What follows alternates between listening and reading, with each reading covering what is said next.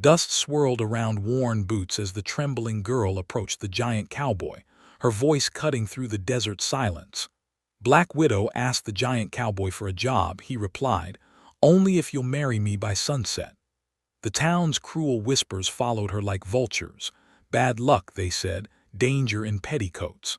They expected her to drift away like tumbleweeds, forgotten by morning. But the mountain of a man saw something different in her desperate eyes, something that matched his own hidden burden of being dismissed despite his strength. His shocking proposal wasn't mockery. It was strategy, wrapped in secrets that could either destroy them both or forge the key to justice neither could achieve alone. As the sun began its descent toward the horizon, one question burned in the gathering crowd. Would this impossible bargain save them, or seal their doom? The morning sun beat down mercilessly on Copper Ridge as Celeste Morrison stepped off the dusty stagecoach. Her worn leather satchel contained everything she owned. 3 towns had already turned her away. This was her last chance. Whispers followed her down Main Street like shadows. The shopkeepers pulled their children closer. Women crossed to the other side of the road. They called her the Black Widow behind cupped hands. Not for any crime she'd committed, but for the color of her skin and the misfortune that seemed to trail her like smoke. At the general store, the owner shook his head before she even spoke. The saloon keeper spat in the dirt and walked away. The seamstress slammed her door shut. Each rejection cut deeper than the last. Judge Cornelius Blackwood emerged from his office as Celeste approached the bank. His silver hair gleamed in the sunlight, but his eyes held the coldness of winter. He watched her with the predatory interest of a hawk circling wounded prey. The bank refused her too. Celeste's stomach growled with hunger she couldn't satisfy. Her coins were nearly gone. Soon she'd be sleeping under stars with no food and no hope. From her spot near the water trough, she witnessed Judge Blackwood corner an elderly rancher outside the courthouse. The old man's hands shook as he signed papers. Blackwood smiled like a snake swallowing a mouse. The rancher walked away with slumped shoulders and empty pockets. Something twisted in Celeste's chest. She recognized the look of defeat. She'd worn it herself too many times. Movement caught her eye. A giant of a man stepped between Judge Blackwood and a Native American family. The family had been loading supplies when 3 men began shoving the father. The giant cowboy didn't raise his voice or his fists. He simply stood there, massive and immovable as a mountain. The troublemakers slunk away like coyotes. Tobias Crane owned the largest ranch outside town, though he worked it alone. His frame could have belonged to a lumberjack or a prizefighter, but his gentle eyes told a different story. People whispered about him too. They said he was simple-minded, too trusting, too soft for the harsh frontier. A coughing fit doubled him over near his wagon. Blood spotted his handkerchief when he pulled it away. The townspeople pretended not to notice. Dying men made them uncomfortable. Celeste made her decision. She had nothing left to lose. The walk to Crane Ranch felt like marching toward a cliff. Dust clouds kicked up behind her worn boots.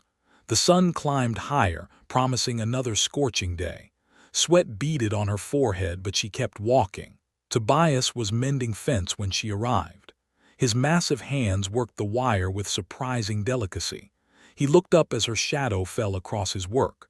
Her throat felt dry as desert sand.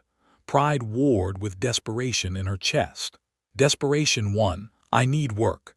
Tobias studied her face with eyes that seemed to see past her skin to something deeper. Most people looked through her or around her. He looked at her. "What kind of work?" "Any kind. I can cook, clean, tend animals, keep books." She lifted her chin.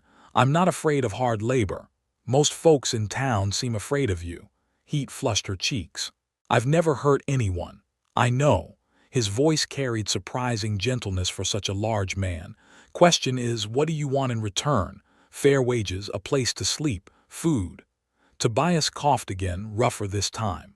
When it passed, his expression had changed. Something calculating flickered behind his kind eyes. "I might have something for you, but it comes with conditions." Hope fluttered in her chest like a caged bird. "What conditions?" "Marriage." The word hit her like a physical blow. She stepped backward, nearly stumbling. "Only if you'll marry me by sunset."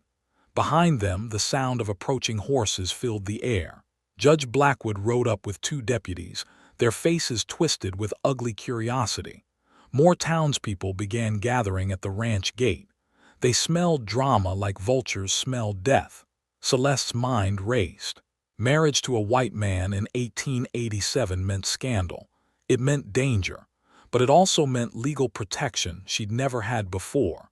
Rights that could shield her from men like Judge Blackwood. Tobias waited for her answer with patience that seemed infinite.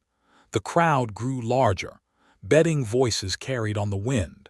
They wagered on her humiliation like it was entertainment. The sun had begun its slow journey toward the horizon.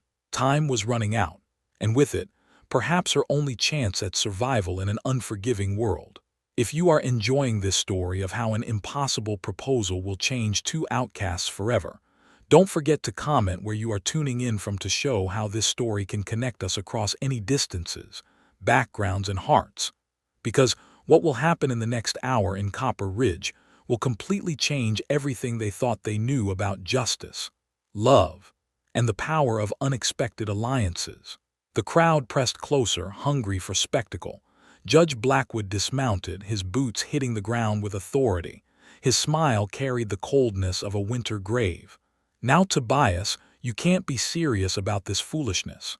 Tobias ignored him. His eyes stayed locked on Celeste's face, waiting, patient as stone. "Walk with me," he said quietly. They moved toward the barn, away from eager ears. The crowd murmured disappointment but kept watching. Judge Blackwood's jaw tightened like a bear trap. Inside the barn's shadows, Tobias spoke words that changed everything. "This isn't about romance. It's about survival." Celeste's hands trembled at her sides. "I don't understand. I'm dying, consumption, got maybe 3 months left." He coughed, proving his point. "Got no family, no heirs. When I die, everything goes to the state." The pieces clicked together in her sharp mind. "Unless you have a wife. A wife inherits everything, legal and proper." His eyes held surprising cunning. "You'd own this ranch, all 1,500 acres, the cattle, the water rights." Her breath caught. Land ownership for someone like her was impossible, unthinkable. Yet here it sat, wrapped in the most unlikely package. "Why me?" "Because you're smart enough to see past the surface. And desperate enough to take the risk." Heat crawled up her neck. The truth stung, but she couldn't deny it. Tobias pulled a leather folder from beneath hay bales. Inside lay documents, deeds, and correspondence. His handwriting covered page after page of careful notes. Judge Blackwood's been stealing land for years, foreclosing on healthy ranches, buying them for pennies through fake debts. His finger traced a list of names. 17 families so far, all legal on paper, all theft in reality. Celeste studied the evidence. Her mind, trained in bookkeeping during better times, caught discrepancies immediately. Forged signatures, backdated contracts, mathematical impossibilities presented as legitimate debt. "You've been building a case against him." "For 2 years, but I'm just a simple rancher in their eyes. My word means nothing in court." His eyes met hers. "But a property owner with legal standing, someone who inherits all this evidence, that's different." The barn door creaked. Judge Blackwood's voice carried from outside. "Tobias, we need to discuss this rationally." Through the window, Celeste saw more riders approaching. The judge's men. They surrounded the property like wolves circling prey. "He's scared," she whispered. "Should be. This ranch sits on the main water source. He's been trying to force me out for months." Tobias coughed again, weaker this time. "Marriage makes you untouchable. Legal wife of a property owner has rights he can't ignore." Memories flooded Celeste's mind. The plantation house where she'd learned to read and write. The master's daughter who taught her mathematics and bookkeeping before fever took the whole family. The years of running, hiding those skills because educated women of her color faced worse than ignorance. "I can manage books, handle legal documents, run business operations. I know, saw it in how you carry yourself, how you talk." Respect colored his voice. This ranch could be profitable again, under proper management. Outside, the crowd grew restless. Bets were being placed. Money changed hands based on her decision. Judge Blackwood's voice rose with impatience. "The sun's moving, Tobias. Time to end this charade." Celeste calculated rapidly. Marriage meant protection under law. Inheritance meant security beyond imagination. But it also meant making herself a target for every person who hated seeing her kind rise above their station. What's the real cost? They'll try everything to break us. Intimidation, legal challenges, social pressure. Tobias met her eyes steadily. "I won't live long enough to see the worst of it. You'll face that alone." "Not alone. I'll have legal standing, property rights, evidence of corruption, and enemies who'll do anything to silence you." The barn door burst open. Judge Blackwood entered without invitation, his deputies flanking him. Sunlight streamed behind them, creating ominous silhouettes. "Enough private conversation. This woman is clearly taking advantage of your illness, Tobias." Tobias straightened to his full height. Even weakened by disease, he towered over the judge like a mountain over a molehill. "My mind's clear as mountain water." "We'll see about that." Blackwood's smile promised trouble. "I can have you declared mentally incompetent. This marriage would be invalid before the ink dried." Celeste stepped forward. Something had crystallized in her chest during their conversation. Not just desperation anymore, but purpose. "Then you'd better move fast, Judge, because I accept." The words rang through the barn like gunshots. Outside, the crowd erupted in shocked murmurs. Money changed hands as bets were settled. Judge Blackwood's face flushed red as a sunset. "This is absurd." "It's legal," Tobias said firmly. "Witnessed by half the town." The judge's eyes narrowed to slits. "We'll see how legal it remains." He stormed out, his deputies following. Through the barn door, Celeste could see him barking orders at his men. Plans were already forming behind his cold eyes. "Last chance to change your mind," Tobias said quietly. Celeste looked at the evidence scattered around them, at the ranch visible through the window, at the opportunity to transform from powerless wanderer to landowner with legal rights. "Find us a preacher," she said, "before that sun touches the horizon." Reverend Thomas arrived within the hour. His weathered Bible trembled in gnarled hands, but his voice remained steady. The ceremony lasted 10 minutes. No flowers, no music, just legal words spoken under a dying sun. Judge Blackwood watched from his horse, face twisted with rage. The crowd had doubled in size. Some came for entertainment. Others sensed history unfolding. "By the power vested in me, I now pronounce you husband and wife." The words sealed Celeste's fate, or freed her from it. Time would tell which. Tobias coughed violently as they signed the marriage certificate. Blood stained his handkerchief darker than before. The disease was winning its war against his massive frame. "It's done," he wheezed. Judge Blackwood spurred his horse forward. "This marriage is a mockery. I'll have it overturned by morning." "Try it," Tobias straightened with effort. "Everything's legal and witnessed." The judge's smile held no warmth. "We'll see about that, won't we, Mrs. Crane?" The name hit Celeste like lightning. Mrs. Crane, property owner, legal entity with rights and standing. The transformation felt surreal. The crowd dispersed reluctantly. Free entertainment had ended, but whispers would continue long into the night. 3 weeks later, Celeste had transformed the ranch operations. She reorganized the bookkeeping system, caught calculation errors that had cost hundreds of dollars, and negotiated better prices with suppliers in nearby towns. Her past experience managing the plantation household had prepared her well. Numbers never lied. Ledgers told stories if you knew how to read them. Efficiency could be measured and improved. The cattle looked healthier under her systematic feeding schedule. Fences got proper maintenance. Workers arrived on time because she paid fair wages promptly. Tobias watched her work with growing admiration. "You're turning this place profitable." It always could have been, just needed proper organization. His coughing fits came more frequently now. Each one left him weaker.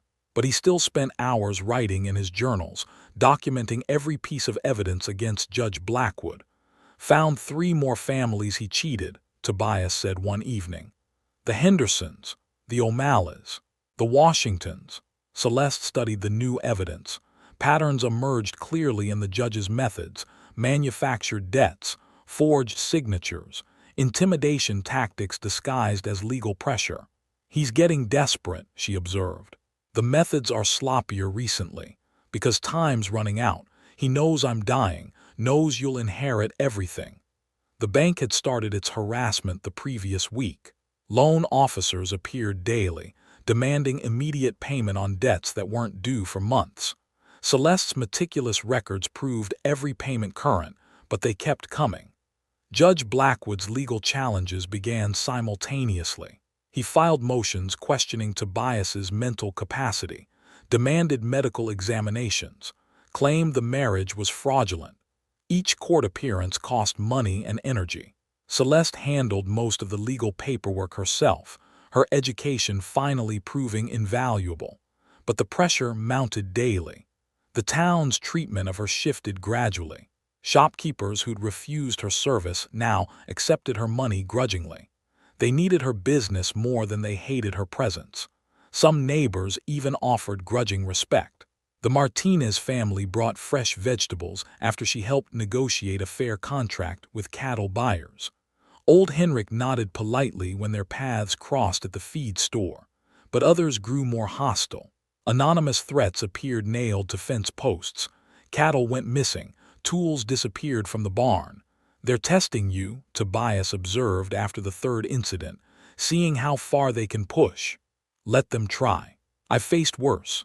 One morning, a letter arrived addressed to Mrs. T. Crane. The return address read San Francisco. Tobias paled when he saw it. "Who's writing from California?" Celeste asked. Tobias tucked the letter away quickly. "Old business, nothing important." But his hands shook as he hid it. That evening she found him writing responses by candlelight, his usual journals forgotten. More letters arrived over the following weeks, always addressed formally, always hidden immediately. Tobias grew secretive about his correspondence, but also more hopeful. "Things might change soon," he told her cryptically. "Help might be coming." The bank escalated its pressure. 3 officers arrived with foreclosure papers, claiming missed payments despite Celeste's perfect records. They demanded immediate settlement of the entire mortgage. "This is illegal," Celeste said firmly. "Our payments are current. Here's documentation." "Payments aren't sufficient," the lead officer sneered. "New terms require full settlement. You can't change loan terms retroactively. Judge Blackwood says otherwise." That night, someone tried to burn down the barn. Celeste smelled smoke and woke the household. They saved the building, but the message was clear. Escalation had begun. Tobias could barely stand now. The consumption ravaged his lungs mercilessly. But he kept writing, documenting everything with stubborn determination. "Almost finished," he gasped between coughing fits. "All the evidence, all the proof. Save your strength. Can't stop now. Too close." Judge Blackwood arrived the next morning with a doctor and 3 witnesses. The medical examination was his final card. Prove Tobias mentally incompetent, invalidate the marriage, seize the property. Dr. Peterson examined Tobias thoroughly, asked questions about dates, finances, current events. Tobias answered clearly despite his physical weakness. "This man's mind is sharp as ever," the doctor concluded reluctantly. "The disease affects his body, not his mental faculties." Blackwood's face darkened like a thundercloud. "Examine the woman too. She's clearly manipulating him." "I don't see evidence of manipulation, Judge. This appears to be a legitimate business partnership." After they left, Tobias smiled weakly. "One battle won. How many more to fight?" "Not many. Help's coming soon." That evening, another letter arrived from San Francisco. This time, Tobias showed it to her. The elegant handwriting belonged to someone named Minerva Crane. "My sister," Tobias admitted finally. "Lawyer in California. She's been funding my investigation." Celeste stared at the letter. "Your family has money. had money. I was disowned for defending native land rights." His voice carried old pain, but Minerva never stopped believing in justice. "What does she say?" "She's coming to Copper Ridge, with federal marshals and lawyers." Tobias met her eyes. "The final battle starts soon." Minerva Crane arrived on the Tuesday morning train like an avenging angel dressed in black silk. Her carriage bore the seal of Morrison and Associates, one of San Francisco's most prestigious law firms. Behind her rode 3 federal marshals and 2 additional attorneys. Celeste watched the procession from the ranch house window. This elegant woman shared Tobias's determined jaw and intelligent eyes, but carried herself with the confidence of someone who'd never been denied anything. "She looks like trouble," Celeste observed. "She is," Tobias smiled weakly from his bed. "Just not for us." The consumption had worsened dramatically over the past week. Tobias could barely sit up without assistance. His journals lay completed on the nightstand, years of evidence documented in failing handwriting. Minerva entered the house like she owned it. Her sharp eyes took in everything: the organized papers, the medical supplies, the way Celeste moved efficiently between caring for Tobias and managing ranch business. "So you're the woman who married my brother?" "I'm his wife, yes." Minerva studied her with lawyer's intensity. "He wrote that you're intelligent, capable, fighting corruption alongside him. I'm fighting for survival." "Sometimes they're the same thing." Minerva's smile held genuine warmth now. "I've read his evidence. Impressive work for a dying man and someone the world underestimates." Tobias struggled to sit up. "Tell her the rest, Minerva." "The rest?" Minerva opened her leather case, revealing documents that dwarfed even Tobias's collection. "Your husband wasn't just gathering evidence locally. He was part of a federal investigation into Western land fraud. We've been building cases in 5 territories." Celeste's breath caught. "Federal? Judge Blackwood isn't just stealing locally.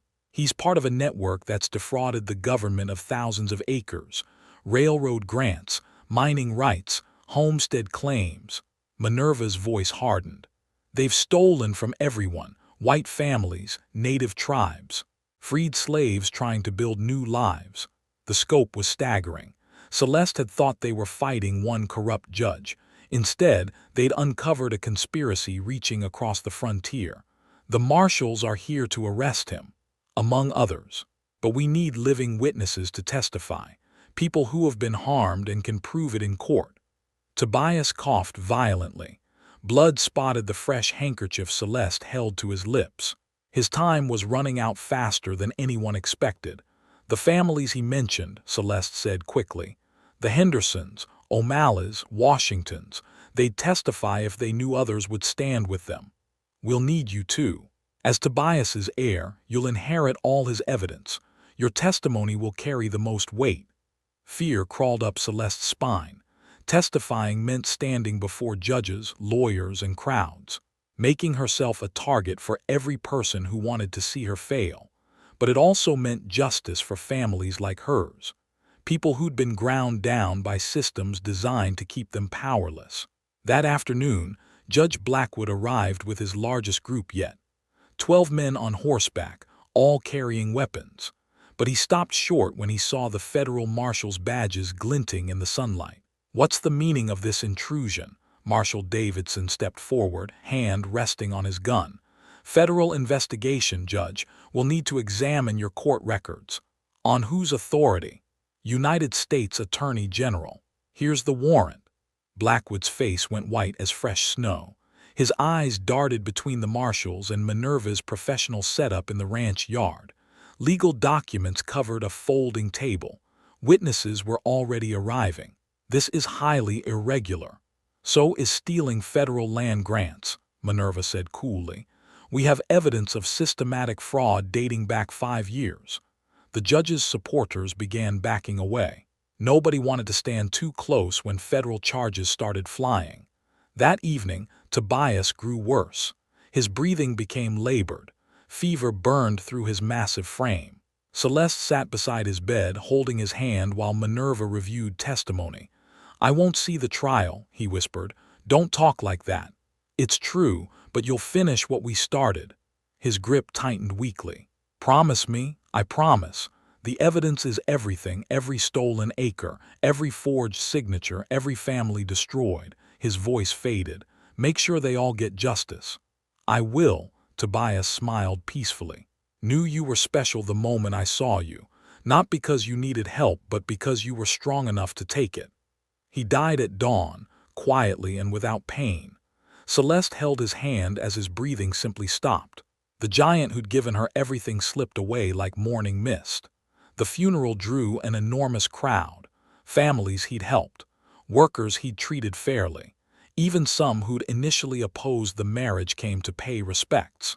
The man's character had spoken louder than gossip. Judge Blackwood attended too, watching from the cemetery's edge. His presence felt like a vulture waiting for carrion. After the service, Minerva took Celeste aside. The trial starts tomorrow. Are you ready? I don't have a choice. You always have choices. The question is whether you're brave enough to make the right ones. Celeste looked at the fresh grave where Tobias lay. He'd made his choice when he proposed marriage to a desperate stranger. She'd made hers when she accepted. What do you need me to do? Tell the truth, all of it. About the marriage, the evidence, the threats you faced. Minerva's eyes blazed with determination. Show them that justice doesn't care about the color of your skin or your gender. It only cares about facts. That night, Celeste reviewed Tobias's journals one final time. Years of careful documentation. Names, dates, stolen properties, forged documents. A dying man's legacy of truth. Tomorrow she would stand before the territorial court as a widow with property rights. As the legal heir to evidence that could topple a corruption network. As a woman who'd gone from powerless wanderer to key witness in a federal investigation. The transformation was complete. Now came the test. The territorial court arrived in Copper Ridge like a traveling circus. Federal Judge Harrison had commandeered the town hall after declaring Blackwood's courthouse compromised. Tables stretched across the main floor, covered with evidence that told stories of systematic theft. Celeste entered wearing her best dress, Tobias's journals clutched against her chest. The room fell silent. Every eye tracked her movement to the witness stand. Some faces showed curiosity, others displayed naked hostility. Judge Blackwood sat at the defendant's table, flanked by expensive lawyers from Denver. His confident smile suggested he still believed money and influence would save him. State your name for the record. Celeste Morrison Crane. Her voice carried clearly through the packed room. Widow of Tobias Crane, legal owner of Crane Ranch. Minerva stood to present the evidence. Box after box of documents. Forged deeds, backdated contracts, financial records that proved impossible debts. The paper trail stretched across 5 years of corruption. Mrs. Crane, please describe how you came into possession of this evidence. Celeste began with her arrival in Copper Ridge. Her desperate search for work. The marriage proposal that seemed too strange to be real. The gradual revelation of Tobias's investigation.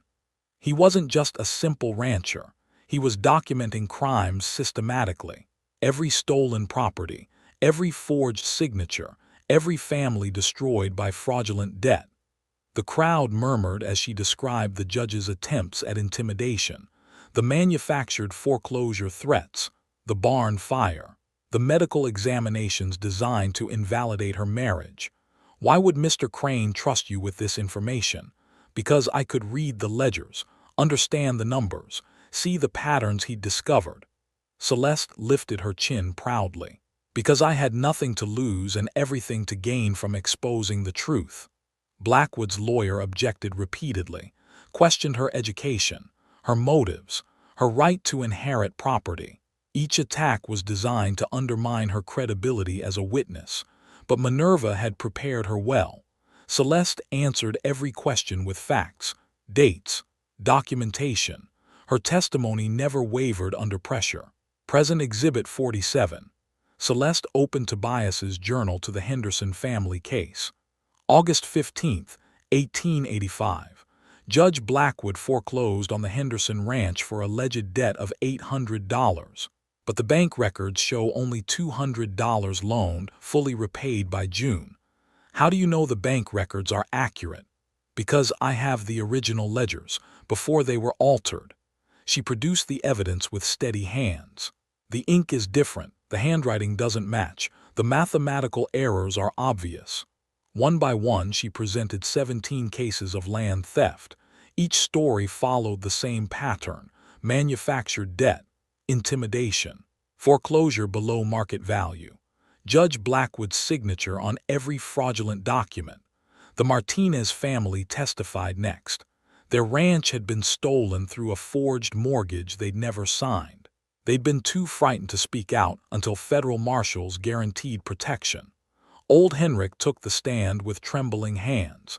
His homestead had disappeared through backdated mining claims.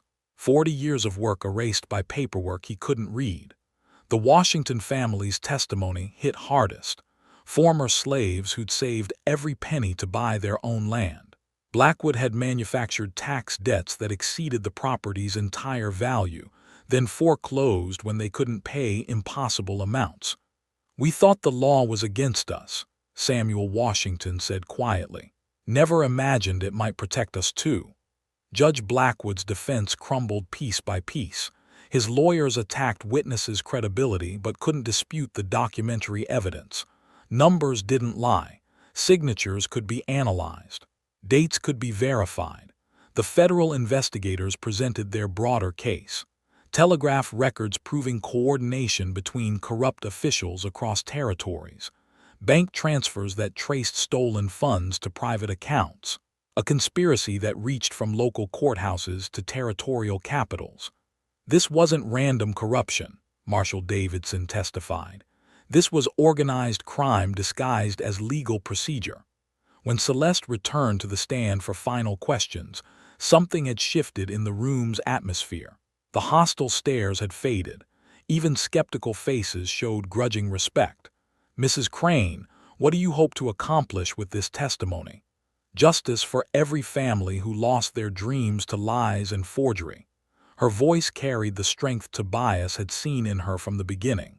"My husband died knowing truth would outlast corruption. I'm here to prove him right." Blackwood's lawyer made one final attempt to discredit her. "Isn't it true you married a dying man solely for financial gain?" "I married a man who offered me legal standing I'd never had before. In exchange, I helped him expose crimes that would have continued destroying families forever." She met the lawyer's eyes steadily. "If that's financial gain, then I'm proud of it." The jury deliberated for 3 hours. When they returned, their verdict rang through the courthouse like church bells. Guilty on all counts. Judge Blackwood's face went gray as tombstone marble. His lawyers slumped in defeat. Years of corruption had finally caught up with him. "Cornelius Blackwood, you are hereby sentenced to 15 years in federal prison. All properties obtained through fraudulent means will be returned to their rightful owners." The courtroom erupted. Families who'd lost everything wept with relief. Townspeople who'd supported Blackwood sat in stunned silence. Marshal Davidson placed shackles on the former judge's wrists. "Federal marshals will escort you to Denver for processing." As they led Blackwood away, his eyes found Celeste in the crowd. The hatred there could have melted steel, but she felt no fear. He had no power over her anymore. Minerva gathered the legal documents with professional efficiency. "It's finished. Justice is served." "What happens now?" "Now you go home to your ranch. Use your legal victory to build something better." Minerva smiled warmly. "You've earned the right to decide your own future." Outside the courthouse, families gathered around Celeste. The same people who'd whispered about bad luck now offered thanks and respect. The transformation was complete, but not just for her. 6 months after the trial, Crane Ranch hummed with activity that would have amazed Tobias. Celeste had transformed the property into something beyond his wildest dreams. The main house buzzed with voices speaking 3 languages. Former slaves worked alongside displaced native families and struggling immigrants. The Henderson family had reclaimed their stolen land. but chose to partner with Celeste on cattle operations. Their combined herds grazed across valleys that had once seemed lost forever. Shared resources meant everyone prospered. Maria Martinez managed the vegetable gardens that now supplied half the territory. Her expertise with desert farming had turned barren patches into green abundance. The profits were split equally among all workers. Samuel Washington ran the horse breeding program with skill that drew buyers from 3 states. His children attended the school Celeste had established in the old bunkhouse. Education was the foundation of everything else. Old Henrik taught metalwork and tool repair to anyone willing to learn. His weathered hands passed down knowledge that kept the community self-sufficient. Age had found purpose again. The legal aid clinic operated from the converted barn every Tuesday. Minerva had trained 3 local lawyers in federal land law. Families across the territory could now defend their rights without traveling to distant cities. Celeste walked through the morning bustle with quiet satisfaction. Account books showed steady profits. More importantly, they showed fair wages for honest work. Every person who contributed shared in the success. The town of Copper Ridge had transformed too. New businesses opened weekly. The corrupted bank had been replaced by a farmers' cooperative. Fair lending practices meant families could actually afford to buy homes and start enterprises. Judge Harrison had appointed honest officials to replace Blackwood's cronies. Court proceedings now followed actual law instead of personal preference. Justice moved slowly, but it moved in the right direction. Celeste still faced whispers and stares when she visited town. Some minds would never change. But respect had replaced outright hostility. Her success spoke louder than prejudice. The Martinez children waved as she passed their schoolyard. Education was opening doors their parents had never imagined. Reading and mathematics would protect them from the frauds that had destroyed previous generations. At the post office, she collected letters from families across the West. Word had spread about their community model. Former slaves in Texas asked for advice on cooperative farming. Native families in Montana sought guidance on legal protection for their lands. Each letter represented hope spreading beyond Copper Ridge. Justice in one place could inspire justice everywhere. The afternoon brought visitors. A young couple stepped off the stagecoach with everything they owned packed in 2 small cases. The woman's clothes were patched but clean. Her husband's hands bore the calluses of hard labor. They approached the ranch house with the same desperate hope Celeste remembered from her own arrival. The same fear of rejection.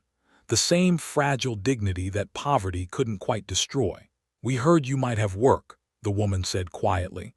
Celeste studied their faces, saw intelligence masked by exhaustion, determination hidden beneath desperation. The same qualities Tobias had recognized in her. "What skills do you have?" "I can read and write, keep books. My husband knows carpentry and farming." "We've got need for both. Fair wages, decent housing, shared ownership if you prove reliable." Hope flickered in their eyes like candle flames. Shared ownership. Everyone who contributes gets a stake in the success. It's how we do things here. The couple exchanged glances full of wonder. They'd expected charity or exploitation. Partnership was beyond their dreams. "There are conditions," Celeste continued. "Children attend school. Adults respect each other regardless of background. Profits are shared, but so are responsibilities." "Yes, ma'am. Whatever you need." Celeste smiled, remembering Tobias's patient wisdom. "Then welcome to Crane Ranch. We'll find you the right positions." As evening approached, she visited Tobias's grave on the hill overlooking the valley. The simple headstone bore words she'd chosen carefully. "He saw worth where others saw only want." "We did it," she said quietly. "Everything you hoped for and more." The wind carried laughter from the ranch below. Children playing after dinner. Adults planning tomorrow's work. Families building futures on land they could actually own. Minerva's carriage arrived for their weekly dinner. The sisters-in-law had become genuine friends, bound by shared commitment to justice. Tonight they would review legal cases from across the territory. How many new applications this week? Minerva asked. 14 families, 2 more communities wanting to establish cooperatives. The model is spreading faster than we expected. Good problems to have. They walked toward the house together. Inside, the dining table accommodated representatives from 6 families. English, Spanish, and 2 native languages mixed in animated conversation about crop rotation and water rights. This was Tobias's true legacy. Not just exposed corruption, but communities built on mutual respect. Not just individual success, but shared prosperity that lifted everyone. Later that night, Celeste reviewed the account books one final time. Every number told stories of lives transformed. Former outcasts becoming landowners, desperate wanderers finding homes, justice creating opportunity for everyone willing to work for it. She closed the ledger and looked out at stars glittering above her valley. Tomorrow would bring new challenges, new families seeking hope, new chances to prove that dignity and fairness could overcome prejudice and corruption. The Black Widow had become something far more powerful. She had become proof that in America, anyone could rise if given a real chance to succeed. And that is all to the story for now. Please let me know where you are tuning in from. Perhaps we will create a story there. Consider liking this video and subscribing to our channel. And if you enjoy our content, click this video on your screen. I promise you it's worth watching. See you tomorrow.